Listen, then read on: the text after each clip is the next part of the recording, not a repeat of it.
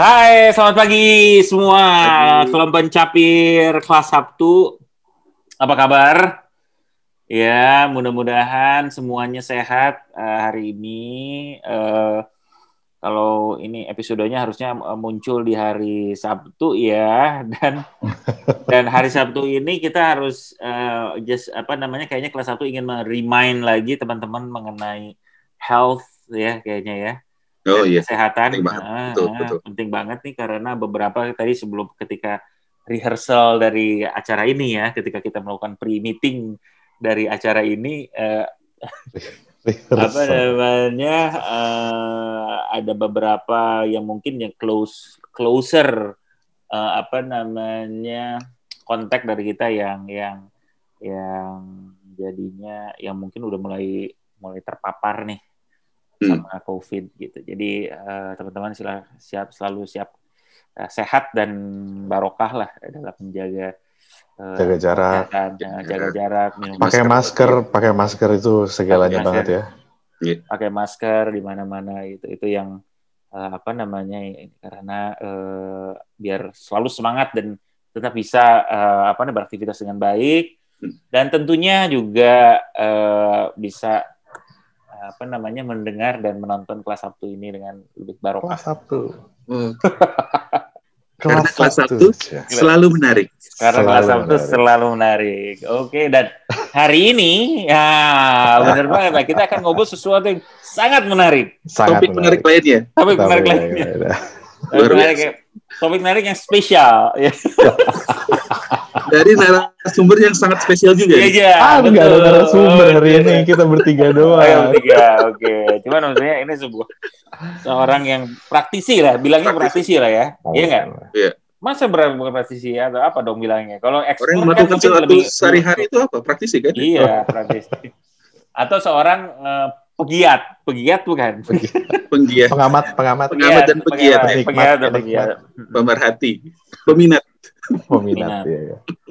So, hari ini kita akan ngobrol sesuatu yang sangat menarik ya. Itu adalah sekali lagi kita akan belajar mengenai untuk lebih detail nih ya. Soalnya sebelumnya kita pernah ngobrol nih mengenai big picture-nya investasi. Ya, nah sekarang kita pengen ada semacam follow up-nya lah ya gitu, dengan lebih detail lagi apa aja sih kita mungkin yang bisa kita lakukan sebagai pemula, ngapain aja. Harus sudah gitu mungkin area-area yang mungkin kita bisa mulai. Kalau teman-teman belum mulai ya, kalau mulai ya mungkin bisa share komen juga di sini nih ya, apa yang udah pernah lo lakukan dan kayaknya ya apa yang seru gitu. Nah kita bisa mulai dulu nih, misalnya sama Raki nih ya, Ki. Gimana nih Ki, apa yang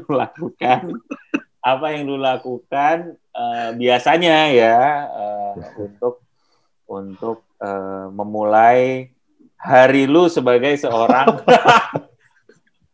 investor. Apakah lu dengan membuka beberapa koran, membaca gitu ya? Membaca koran gimana tajuk rencana lu baca. Buka akun Instagramnya Yusuf Mansur. Selalu ada hints ya. Benar. Itu ada hints loh, Mansur apa sih istilahnya, Mansurlogi atau apa? Iya benar. Karena kemarin tuh apa juga ya, move-nya satu ya, yang jadi ini juga ada kemarin tuh. Ustadz Yusuf Mansur itu invest di mana, terus dia dapat ini juga nih dari ini part yang baru itu. Ada beberapa orang yang jadi tenar sekarang gara-gara ngomongin saham lah. Siapa aja tuh? Nah ini justru ada. Oh jangan. Yang lagi rame Yusuf Mansur. Yusuf Mansur aja. Gue kira ini dalam positif maksudnya. Kalau biar kita tahu informasi soal saham. Iya. Enggak, jadi ada juga yang hati-hati, emang harus hati-hati sih ya ngomongin saham tuh. Ada orang-orang sekarang yang juga jadi tren tuh yang karena gini, trend maker ini kadang-kadang ya ada yang memang mungkin positif gitu ya, mungkin benar karena dia baca tren, baca apa gitu. Ada juga yang punya niat yang juga mungkin tidak baik karena pada saat dia ngomongin suatu, beli saham A gitu, beli saham B. Nah, tujuannya dia mungkin biar istilahnya ngepom-pom kalau orang saham. Jadi ngebuat sisa harga saham naik, nanti udah sesuai sampai titik yang dia mau, terus dia buang, terus sahamnya turun gitu. Ada juga yang niatan-niatannya juga nggak pas lah gitu. Dan memang kalau kita cuman main saham pakai isu tuh jadinya nggak liar ya. Liar banget bos, karena lu nggak tahu kan naik turun tuh gila-gilaan banget. Bagus juga tuh ya istilahnya ya, ngepom-pom ya. Pom-pom iya. Seperti influencer Instagram ya kalau gitu. Kayak gitu bos. Dan sekarang kalau dulu sebenarnya bukan market maker juga, dia mencoba trying so hard lah ya. Trying so hard. Kalau dulu kan banyak berita-berita yang misalkan nunjukin si PT ini dia berencana melakukan investasi begini. Nah, itu juga salah satunya pom-pom sebenarnya. Karena lo tau nggak sih bikin berita di koran kan sebenarnya bisa lo bayar ya. Maksud gue. Dan itu kadang-kadang informasi atau berita itu keluarnya bukan dari si perusahaan lo. Kadang-kadang dari orang lain aja bandar gitu. Saham misalnya. Orang-orang yang memegang saham tersebut ya. Iya. Atau apalah orang gitu. Yang berkepentingan terhadap saham tersebut. Jadi memang harus betul. Jadi memang harus hati-hati ngelihat berita, ngelihat gosip, ngelihat influencer saham ya. Ngomongnya apa tuh juga harus hati-hati, nggak boleh lo dengerin isu dan lo naik gitu. Lo ikutan mencoba riding the wave kan sekarang nih orang-orang ada yang memang lakukan analisis dan yang ngambil keputusan, tapi ada yang riding the wave kan, gitu. Nah, kalau lo mau jadi rider juga lo harus hati-hati banget lah, gitu. Tapi kalau bisa kan daripada lo jadi rider ikut-ikutan doang, ya lo kalau bisa lo jadi analisnya gitu, lo yang pelajari lo. Jadi lo pada saat lo masuk, kalaupun sampai turun ya udah lo salah analisis gitu, bukan gara-gara lo salah denger gosip kan lebih nggak enak lagi. Ini salah satu part yang paling pertama nih. Jadi isu itu nggak selalu ini ya. Hati-hati ya, harus hati-hati. Pilah-pilih juga ya. Pilah-pilih. Apa nih Ki lu yang lu biasanya lihat untuk melakukan analisis? Dan siapa yang lu ikutin? Tapi ya sebelum balik ke sini, ntar kita kesannya ngomongin saham doang. Sebelum sini. Kan ada disclaimer juga. Bahwa memang gue dari berapa tahun yang lalu ya, sejak berapa tahun kerja gue sadar karena gue banyak bantu pasar modal ya, jadi gue juga harus agak berhati-hati ngomongnya karena gue banyak bantu Bursa Efek dan berbagai perusahaan sekuritas.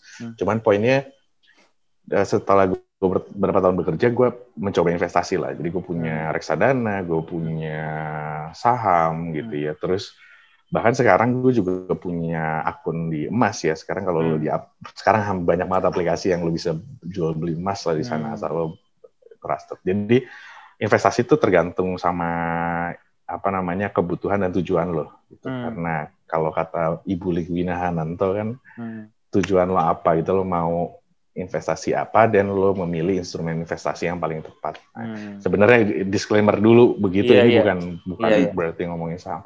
Cuman emang lagi menarik sekarang karena yang namanya capital market itu sebenarnya udah dari kemarin-kemarin nih, dari bulan-bulan mungkin Oktober, November, September bahkan gitu, itu mulai naik kembali gitu. Jadi karena ada tren kenaikan yang lumayan signifikan karena orang mulai punya hope bahwa perekonomian akan kembali membaik.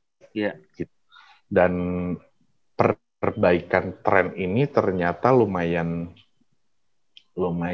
signifikan. Jadi kita sempat ngerasain drop yang gila-gilaan di bulan Februari Maret, terus April, Mei, Juni mungkin agak nggak jelas tapi naik turun dan segala macam, tapi memang setelah Juli Agustus tuh mulai ngasih lihat tren yang lumayan positif. Gitu. Jadi IHSG pun sekarang mulai ada di atas 6.000 lagi, dulunya sempat sampai 5.000 berapa ya, 5.800, 5.600 gue lupa, pokoknya drop lumayan jauh.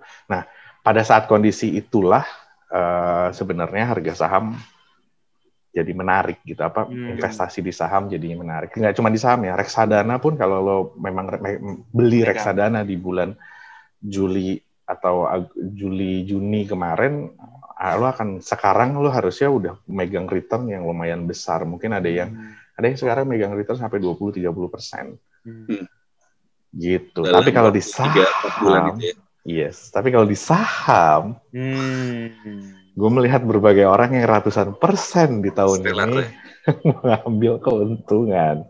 Luar biasa. Jadi kita akan melihat orang kaya baru setelah ini. Selalu loh, setiap habis krisis ada orang kaya baru dari saham. Dulu temen gue orang IT, kepala departemen IT di suatu perusahaan gitu ya.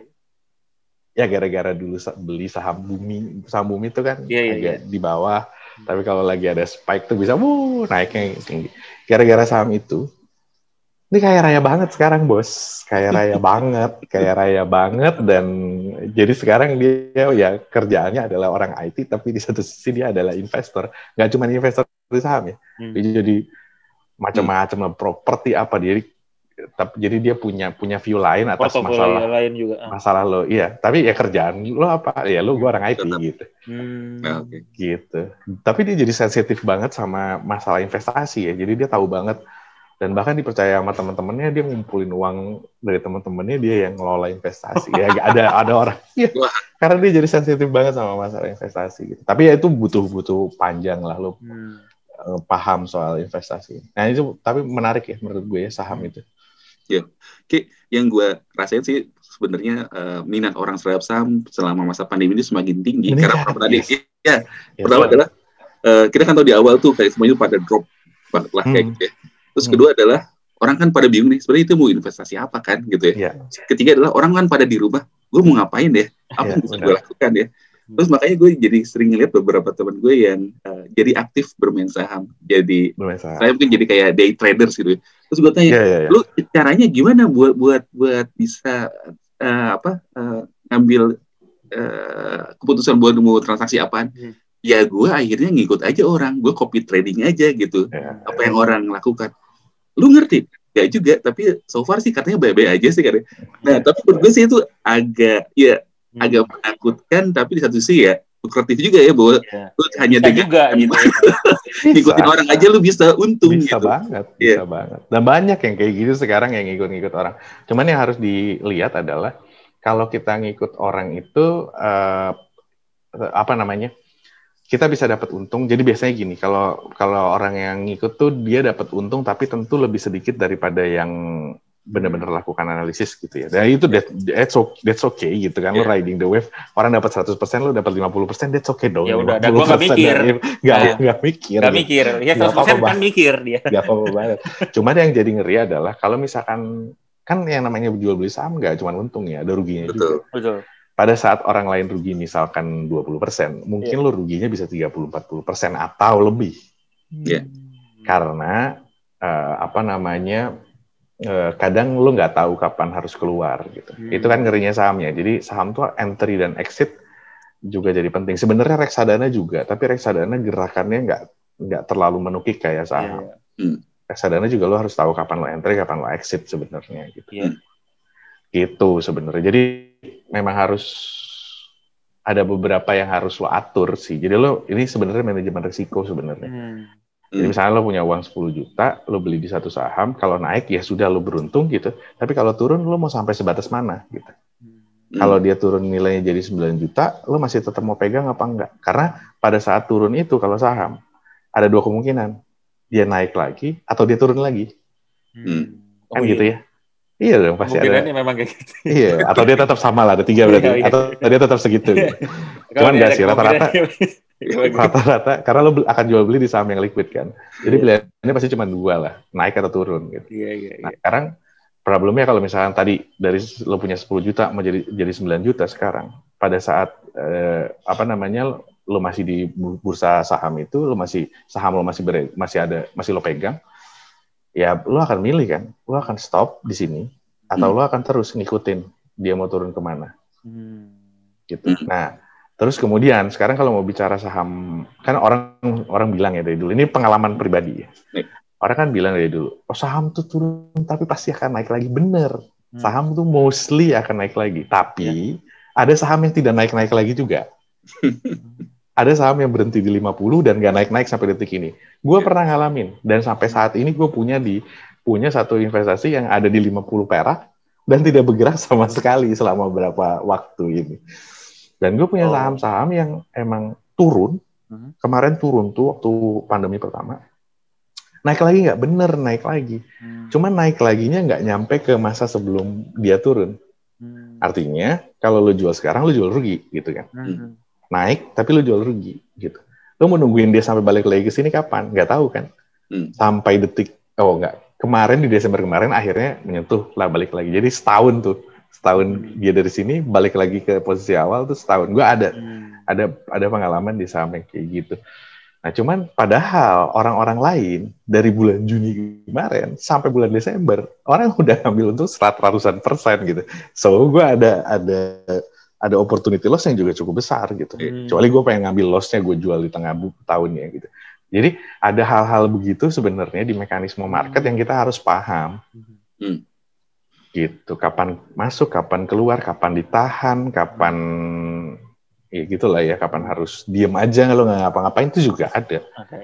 Itu ada caranya, dan itu menurut gue menarik sih. Maksud gue bukan jagoan saham, cuman jadinya gue apa yang gue pelajarin selama setahun ini tuh gue agak merhatiin gitu kan. Jadinya ternyata ya ini mekanisme market, dan ini berlaku nggak cuma saham berarti kan gitu, semuanya gitu. Jadi mekanisme supply and demand, gimana uang itu bekerja, gimana price itu bekerja, gitu. Ada isu, terus bagaimana dampaknya, ada orang shifting kebutuhan, perusahaan untuk dia survive, dia lakukan perubahan rencana seperti apa, yang gitu-gitu tuh gue jadi, menarik banget loh ini. Jadi di luar dari masalah untung gue yang lumayan kemarin, tapi belajar gituannya menurut gue menarik banget. Oke. Satu hal yang pengen gue tanya nih. Apa? Investasi saham itu kan bukan untuk semua orang lah ya? Bukan. Ya. Tipe seperti orang apa yang menurut lu boleh main saham, dan tipe seperti orang apa yang sebaiknya nggak main saham? Oke. Ini jujur aja ya, ini generalisasi aja lah sebetulnya. Pendapat pribadi. Ini pendapat pribadi. Pendapat pribadi. Jadi gue tuh dari dulu kan punya reksadana juga. So gue nggak apa-apa deh. Gue nggak gue ganggu-gugat tuh. Gue punya reksadana pasar uang, gue punya reksadana pendapatan tetap, gue punya reksadana saham gitu. Ya itu gue biarin di sana karena menurut gue itu adalah investasi jangka panjang gue. Kenapa gue ada di saham? Menurut gue ngelihat market saham dengan volatilitasnya yang lebih tinggi dan seperti ini gitu ya. Gue pribadi, gue saat ini itu paling cuman ada small chunks of my investment yang ada di sini.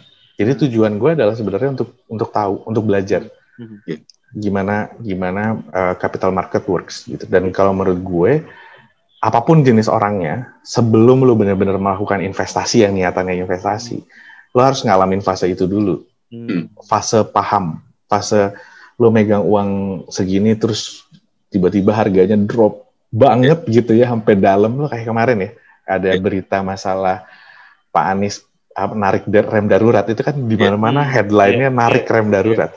Itu bursa saham turunnya gini, bos, dalam hitungan menit. Itu lo kalau megang uang, itu dredeknya minta ampun. Ngelihat itu harga saham ya, turunnya gila-gilaan kayak gitu. Nah, mentalitas itu lo harus punya. Karena lo nggak trading buat hari ini kan, lo trading itu buat jangka waktu tertentu gitu. Jadi lo harus siap turun. Kalau lo turun harus bagaimana, naik harus gimana. Jadi lo harus belajar itu dulu sebelum lo benar-benar I have a bigger chunk of my money yang mau gue investasiin di sini dan masuk. Dan tujuan investasi itu juga beda-beda ya. Ada yang untuk jangka panjang, berarti analisis lo harus cukup jangka panjang. Ada yang jangka pendek untuk dapat capital gain, other income. Ada banyak juga di zaman pandemi ini orang-orang yang jadinya punya atau berusaha mencari other income dari saham gitu kan, ada gitu, ada orang yang kayak gitu. Dan itu juga boleh, tapi berarti dengan berbagai model investor ini ya lo harus tahu caranya gitu. Dan caranya itu dengan cara ya lo ambil uang belajar gitu ya, uang les lo ini masukin ke situ, lo tahu dulu rasanya gimana. Tes mental ya. Tes mental, gue juga belajar banyak banget loh. Maksud gue, ternyata cara entry exit begini. Oh ternyata bahkan sampai sesimpel, ternyata fitur di sistem online trading tuh ada ininya, sehingga lu bisa menjaga ini gitu, atau lu bisa lakukan ini gitu, atau oh ternyata kalau ada isu yang begini, atau misalkan oh ada saham perusahaan A yang kelihatannya perusahaannya bagus, ternyata kalau sahamnya model geraknya begini ya gitu. Mungkin bisa ada tuh satu jenis saham yang sampai tengah hari bisa naiknya 25%, terus turun lagi ke bawah. Jadi cuman peak di tengah. Tuh kenapa bisa begitu ya gitu. Yang gitu-gitu lo jadi oh saham tuh bisa begini, saham bisa begitu. Kayak misalnya orang udah saham investasi di blue chip lebih aman. Ya tapi lo juga harus tahu blue chip tuh juga punya kekurangannya loh. Misalkan dia jadi karakteristiknya betul. Blue chip itu misalkan aduh maaf ada helikopter lewat. Dekat Halim ya. Private chopper. Deket Canggih. Jadi ini gue lagi mikir aja ya. Ini tuh jadi not for the faint-hearted ya. Jadi nggak orang yang deg-degan gitu, gampang panik gitu. Susah, kayaknya ini apa ya, hatinya nggak biasa kalau misalnya tiba-tiba turun terus dia bisa jantungan. Hati-hati juga ya kalau misalnya Kalau menurut gue, Bin, iya betul. Kalau menurut gue makanya, kalau gue sih merasa sebenarnya ini buat semua orang. Cuman karena lo nanti akan bisa menentukan kan lo model orangnya seperti apa, sehingga lo cara investasi lo seperti apa. Tapi memang untuk lo bener-bener tahu, orang tuh kadang-kadang kan lo baca teori gini. Oh ya gue ngerti, gue paham, I'm ready to take the risk gitu ya. Orang kan selalu gitu ngerasa kalau informasinya udah cukup, gue berani. Enggak. Lo harus nyobain dulu di dalam, baru lo tahu gitu. Karena beda rasanya pada saat lo udah megang uang. Dan gue percaya bahwa, maksud gue gini, sekecil-kecilnya uang lo, walaupun ini uang jajan yang hilang gitu ya, tapi lo harus bisa menganggap bahwa ini adalah bisnis. Jadi lo juga nggak buang uang gitu. Ini tuh walaupun misalnya lo cuma 500.000 gitu atau 1 juta gitu lo mainin saham. Tetapi lo berpikir bahwa ini adalah bisnis itu harus make profit gitu. Jadi dalam rangka lo ngambil keputusan jual beli juga nggak sembarangan gitu. Walaupun cuma 1 juta, tapi misalkan ini saham ini gini, ada kondisi begini, ada kondisi begitu. Kalau ngelihat trennya dia lagi naik, lo lakukan analisis itu dan lo udah cukup belum informasi untuk lo lakukan ambil keputusan. Kalau dirasa udah cukup, lakukanlah pembelian. Kalau punya keyakinan tertentu kan bahwa saham ini akan naik dalam periode berapa lama misalkan, atau misalkan dalam 1 hari kalau day trader gitu. Gitu. Ada macam-macam tipe juga ya, ada day trader, ada swing trader gitu dan macam-macam. Nah itu menurut gue penting dan menarik ya, karena menurut gue semua orang literally semua orang harus paham how market works menurut gue. Gitu. Oke. Apalagi entrepreneur. Menurut gue jadi entrepreneur tuh kayaknya wajib banget ya ada di market. Karena membantu juga ya untuk ngerti ya, ini marketnya lagi siapa yang punya duit apa gitu. Membantu. In a way gue jadinya lumayan ngerti, kayak misalkan, ternyata harga nikel dunia lagi naik gila-gilaan karena ada isu mobil listrik dan baterai itu dari nikel gitu kan. Sehingga harga nikel dunia lagi naik gila-gilaan. Harga batu bara sampai Januari bulan depan itu akan naik. Kenapa? Karena memang industri udah mulai gerak di Cina. Jadi pembelian dari Cina gede-gede. Hal-hal gitu kan kagak gue lihat sebelum gue main harga market ya. Atau misalkan masalah si perbankan, ekosistem perbankan, seenggaknya gue juga ngeliatin gitu bahwa ada bank yang gini, ada bank yang gitu, ada merger bank syariah seluruh Indonesia, bank syariah BUMN sekarang jadi bank syariah Indonesia ya nantinya ya. Di bawahnya BRI, itu pengaruhnya ke harga saham BRI Syariah juga luar biasa naik. Ini yang dikasih hints oleh itu ya? Siapa? Yang di follow. Enggak juga, tapi memang maksudnya memang gini, itu kalau BRI Syariah sih itu yang orang ngomong tuh udah banyak banget yang ngomong gitu. Udah banyak banget yang ngomong. Jadi nggak cuma dia juga salah satunya lah gitu. Mungkin si Pak Mansur. Tapi gue nggak gara-gara Yusuf Pastor gue itu cuma ini doang aja. Kadang-kadang nggak semuanya juga benar ya. Kadang-kadang apa yang diomongin juga salah. Karena gini, kan lo ada faktor analisis, ada faktor misalnya lo analisis perusahaan. Dia mau lakukan investasi A sehingga dia ada potensi nih saham naik misalkan. Lo dapat informasi itu. Tapi jangan lupa juga ada market ada apa namanya foreign investor loh gitu yang mungkin nggak peduli sama itu, lebih peduli sama misalkan kayak kemarin ada varian baru COVID di Inggris, dia lebih ketakutan sama itu daripada si perusahaan mau investasi apa gitu. Jadi dia tetap aja jual gitu. Kayak kondisi hari Rabu kemarin tuh, hari Selasa Rabu kemarin itu market negatif. Kenapa? Karena alasannya cuma satu, karena ada varian baru COVID di Inggris. Jadi lo mau ada berita baik apapun di Indonesia tetap negatif. Gitu kan ada yang gitu-gitu ya, yang lo nggak bisa kontrol gitu. Atau misalkan nanti ada menteri korupsi, bisa jadi ada pengaruhnya gitu. Ada menteri baru kemarin naik gitu, ada 2 orang menteri yang punya sebagai founder salah satu perusahaan yang listed gitu, ya naik sahamnya gitu gara-gara itu. Ya gitu-gitulah. Ada faktor-faktor yang gitunya. Tapi makanya kalau kita belajar dari zaman kuliah kan kita belajar fundamental analisis dan technical analisis kan. Kita udah kenal istilah itu gitu. Nah, dulu kan kita selalu berpikir technical analisis tuh terlalu nebak-nebak gitu. Ada yang ngomong terlalu ini banget lah gitu. Belajarnya fundamental analisis. Kalau sekarang gue nggak berpikir gitu. Lo harus ngerti fundamental. Jadi lo mau milih saham tuh lo juga harus ngerti perusahaannya kayak gimana. Tapi lo harus tahu technical untuk tahu kapan lo exit, kapan lo entry.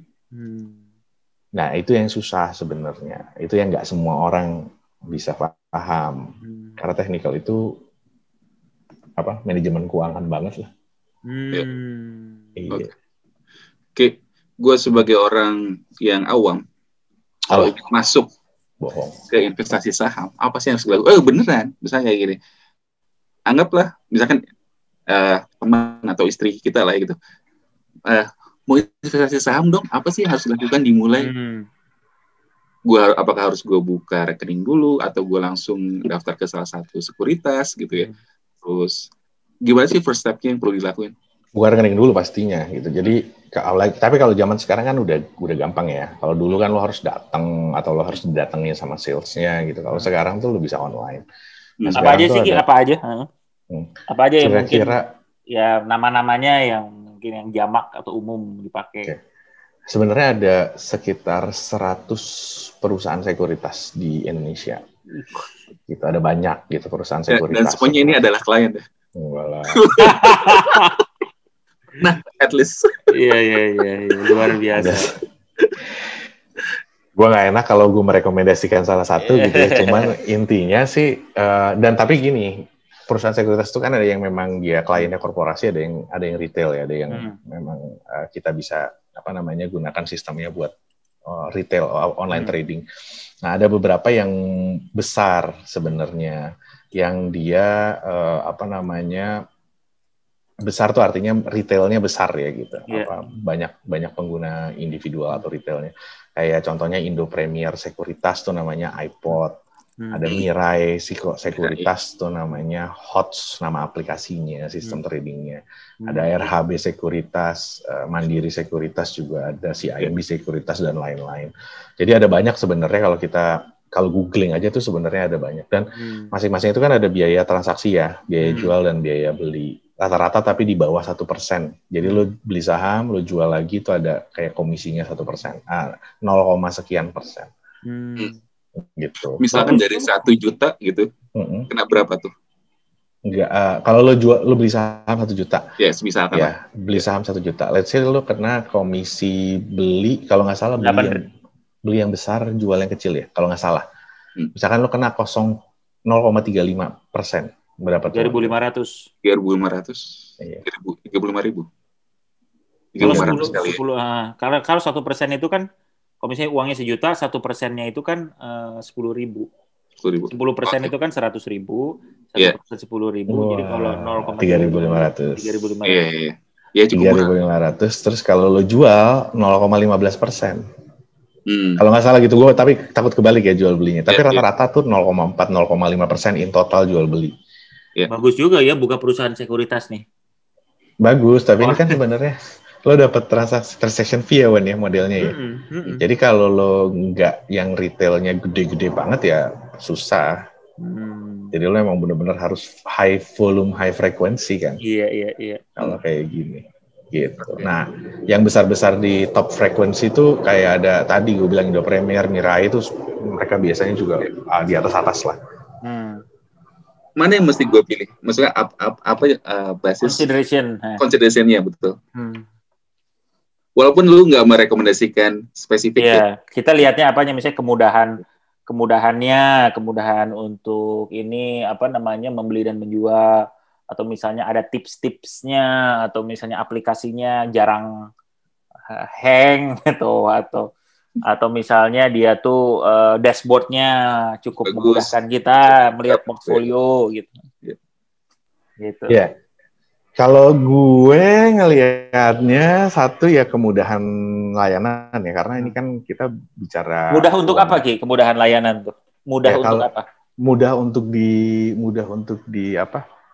untuk dikontak. Jadi gue kan pakai salah satu ya. Jadi waktu gue mau buka pertama kali berapa tahun yang lalu itu gue coba kontak A, coba kontak B gitu. Coba kontak C, ada 3 kalau nggak salah, B, C. Nah, ada yang satu ini ya cukup besar dan terkenal, responnya lambat, terus repot lah. Jadi gue enggak tuh. Karena lo naruh uang lo di situ, kalau lo nggak responsif, menurut gue sebel gitu ya. Gue tuh males banget sama bank misalkan ya. Gitu kan kurang call center-nya kurang cerdas misalnya, atau kurang, tuh gue paling kesel lah gitu. Jadi gue tuh milih itu dulu pertama. Kedua ya lihat, sama aja kayak kita mau pakai aplikasi atau apa ya, lihat reviewnya sebenarnya. Lihat yang mana yang dapat komen positif dan negatifnya. Tapi nggak ada yang sempurna kan ya, pasti ya gitu. Ada positif, ada negatif di masing-masing. Gitu. Jadi sih sebenarnya gitu. Nah, cuman ada beberapa fitur yang cukup penting memang. Dan lu nggak ada biaya pindah-pindah perusahaan sekuritas sih sebenarnya nggak ada masalah ya. Jadi dicobain aja gitu. Tapi paling bagus adalah kalau misalkan lo punya teman-teman yang memang udah main saham, jadi lo bisa apa sih enaknya di A, apa sih enaknya di B gitu. Seperti lu lah ya. Grup support tuh penting ya, berarti untuk pemula ya. Grup support tuh penting banget buat pemula kalau menurut gue. Karena lo akan diingetin juga untuk hati-hati gitu-gitu kan. Gue juga belajar tuh.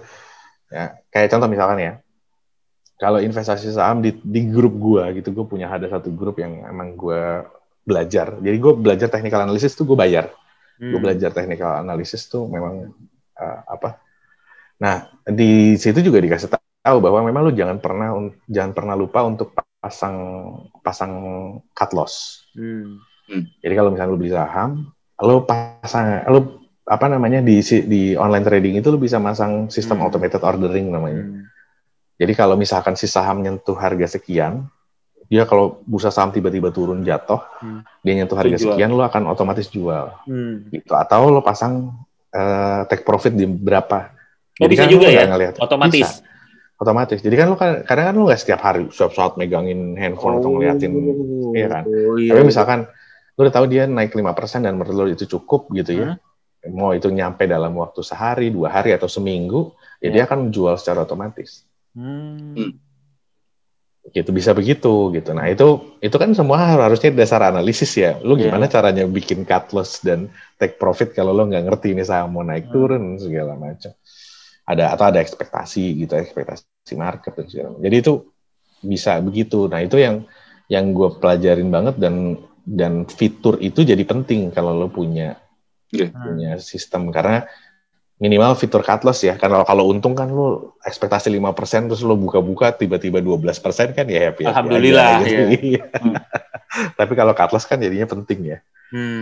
Gitu. Kalau saham lagi turun ya lo kejual. Dan pengalaman buruk gue yang kemarin pada saat pandemi adalah yang memang ada saham-saham yang gue pegang yang gue yakin bagus dan dia drop sangat dalam. Nah itu yang gue dulu nggak terlalu ngerti gini-ginian kan. Sekarang gue jadi belajar gitu karena gue ngerti technical analysis.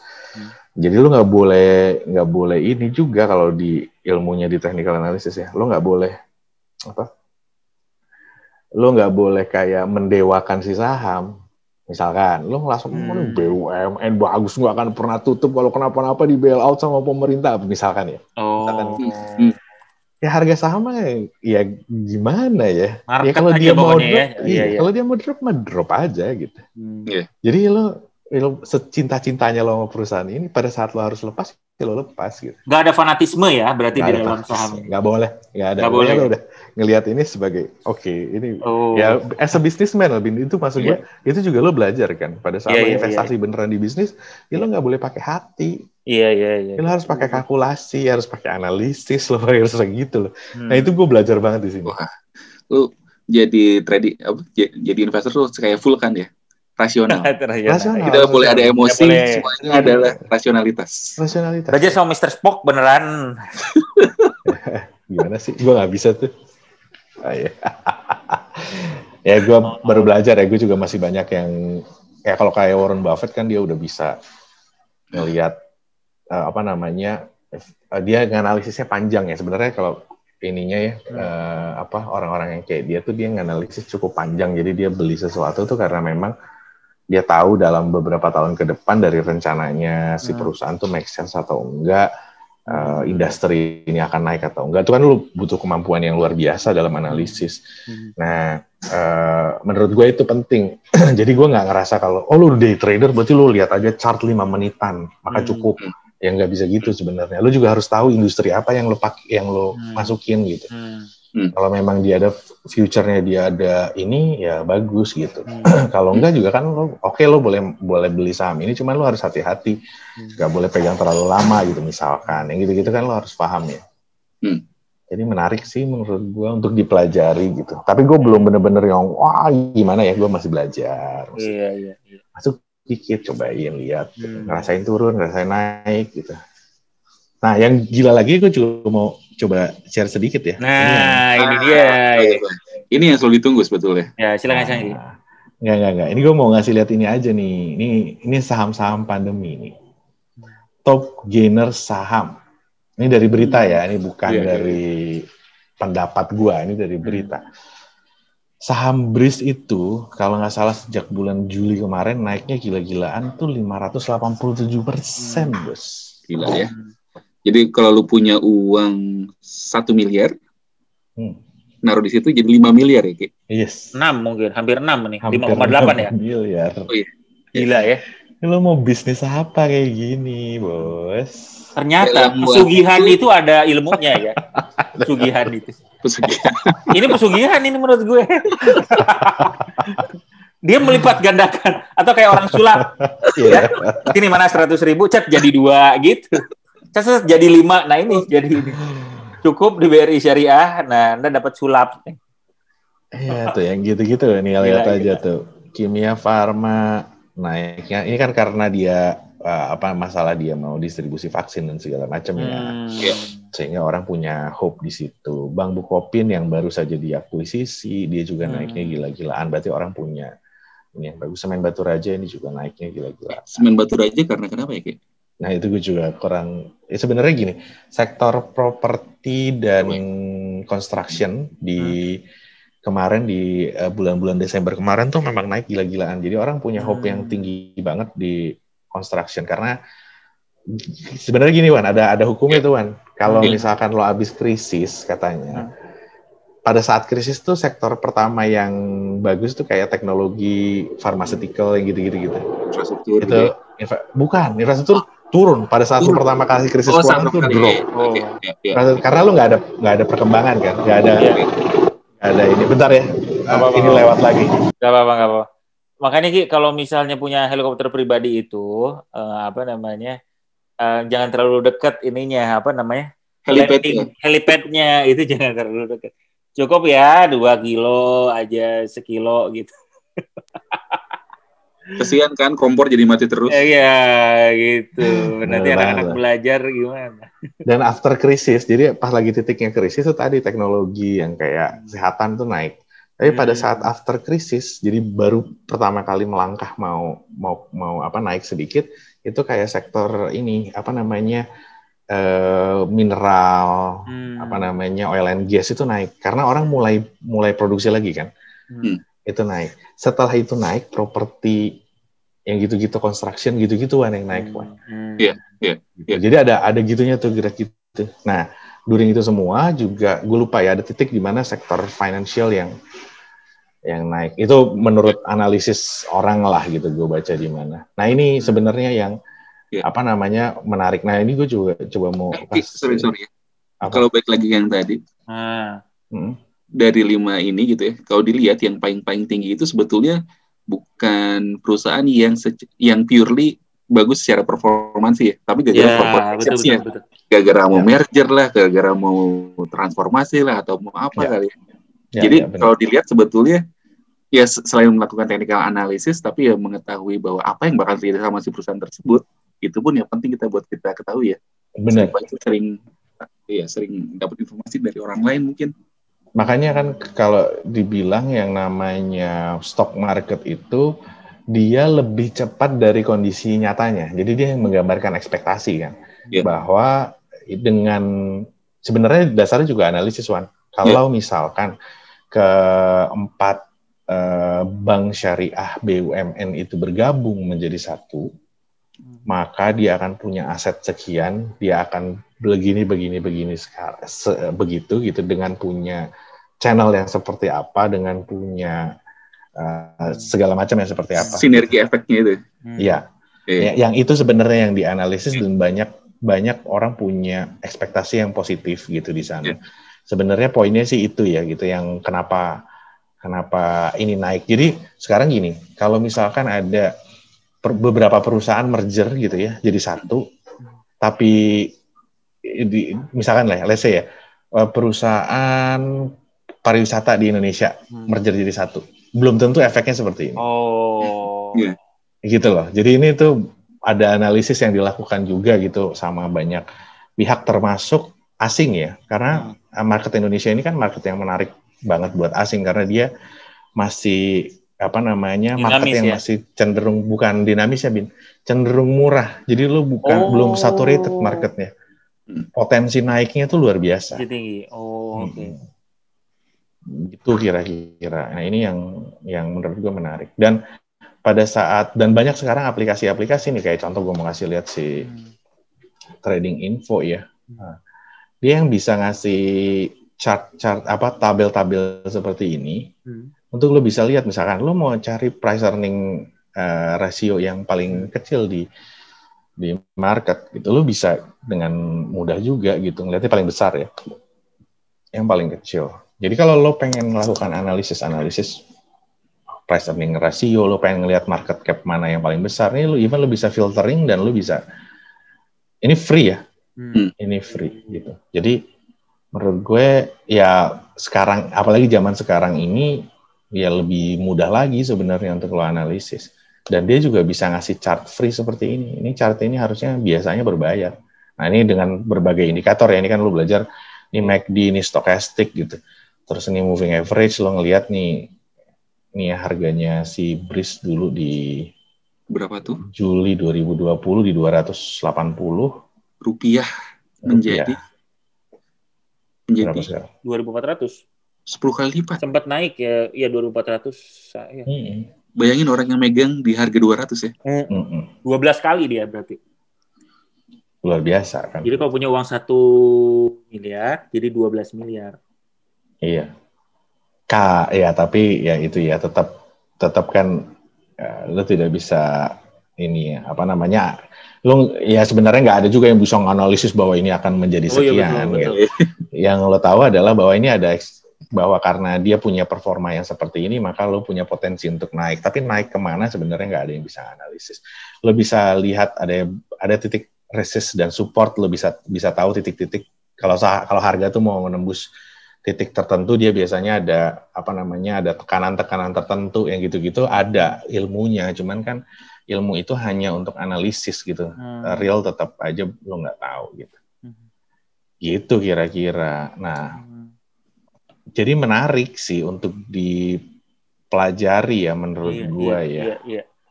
Menarik banget nih, ini bisa juga jadi mungkin kan lu cerita tadi pas awal-awal ketika pandemi, ini banyak yang mulai karena orang mungkin lebih ada waktu kali ya. Lebih ada waktu. Oh ini tuh apa, bisa lihat lagi, belajar lagi gitu di rumah daripada. Dan tadi kalau misalkan harganya saham BRIS itu 210, sekarang kan pembelian minimal satu lot itu 100 lembar saham. Berarti 210 dikali 100 berapa?